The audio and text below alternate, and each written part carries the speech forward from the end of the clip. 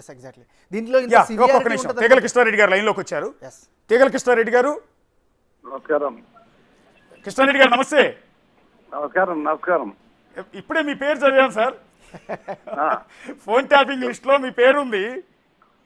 అక్కడ phone tapping చేసిన అధికారులు మీ ఫోన్ని, అంటే తీగల కృష్ణారెడ్డి గారి ఫోన్ కూడా మేము ట్యాప్ చేసి ఆయన ఏం మాట్లాడారు అప్పుడు బీఆర్ఎస్లో ఉన్నప్పుడు, ఆయన ఎవరెవరితో మాట్లాడారు అన్నీ విన్నామని కన్ఫెషన్ రిపోర్ట్లో మీ పేరు చెప్పారు.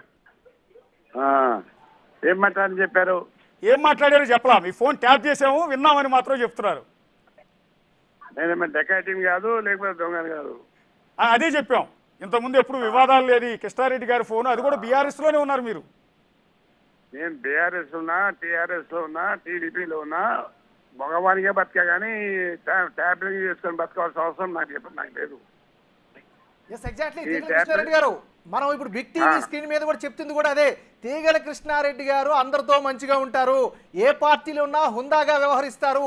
మరీ ముఖ్యంగా గత 10 సంవత్సరాల్లో బీఆర్ఎస్ పార్టీలో కొనసాగినప్పటికీ కూడా మీ ఫోన్ను కూడా ట్యాప్ చేశారు కేసీఆర్ అండ్ టీం అనేది కన్ఫెషన్ రిపోర్ట్లో రావడంతో మాకు ఆశ్చర్యం వేసింది.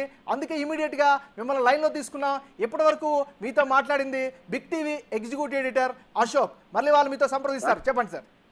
అశోక్ గారు, నేను ఒక క్యారెక్టర్గా బతికిన మనిషిని. నేను ఎక్కడికైనా ఆనాడు ఎన్టీ రామారావు, చంద్రబాబు నాయుడు, రాజశేఖర రెడ్డి గారు, రోషయ్య గారు వాళ్ళ ముంగట నేను పనిచేసిన వ్యక్తిని. అంతేగాని ఈ ఫోన్ ట్యాపింగ్లు, ఈ ట్యాపింగ్లు మాకు చెలవవి. మేము ఇంతవరకు చూడలేదు. ఈ ట్యాపింగ్స్ అనేది మా రక్తంలో లేదు, మా బ్లడ్లో లేదు. కాదు సార్, మీరు చేయించారని కాదు, మీ ఫోన్ వాళ్ళు ట్యాప్ చేయించారంటే కేసీఆర్ ఫోన్ ట్యాప్ చేయించారు మీ ఫోన్ ని. అది నేను చెప్పలేను, ఎందుకంటే నాకు తెలియని ఎంత చెప్పాలి వాళ్ళ గురించి నేను.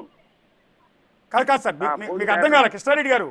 మీ ఫోన్ ని కేసీఆర్ ఆదేశాలతో మేము విన్నాం, ఆయన ఎవరెవరితో మాట్లాడుతున్నారు ఏంటనేది విన్నాము, ఇల్లీగల్ గా విన్నారు మీ ఫోన్ ని, విన్నామని వాళ్ళు ఒప్పుకున్నారు కన్ఫెషన్ లో. నేను ఇంకా విషయం చెప్తున్నాను. తీగల కృష్ణారెడ్డి ఒక ఉన్నత కుటుంబకి వెళ్ళి వచ్చి ఈ రోజు రాజకీయాలకు వచ్చిన తర్వాత నేను డబ్బులు సంపాదించలే. రాజకీయాలు ఒక వ్యవసాయ కుటుంబకి వచ్చి బతికేవాళ్ళని తప్ప ఈ ట్యాపింగ్లు మా వంట వింటే ఉండదు, ఎప్పుడు ఉండదు. ఒకవేళ ఉంటే నేను శాశ్వతంగా మీకు రాసిస్తా, నా ప్రాపర్టీ రాసిస్తే ఎవరికన్నా. కాదు సార్, అసలు మీరు ఊహించారు సార్, ఇప్పుడు మీరు ఆ పార్టీలో ముఖ్యమైన నేతగా ఉన్నారు, అజాత శత్రువు అంటారు కృష్ణారెడ్డి గారిని. అలాంటి మీ ఫోన్ను కూడా కేసీఆర్ ట్యాప్ చేయించారు రహస్యంగా, మీ మాటలు విన్నారు అంటే బాధేస్తోందా? నేను ఆశ్చర్యపోతున్నా. కేసీఆర్ ఇంత దిగిరాడు పని చేస్తాడా?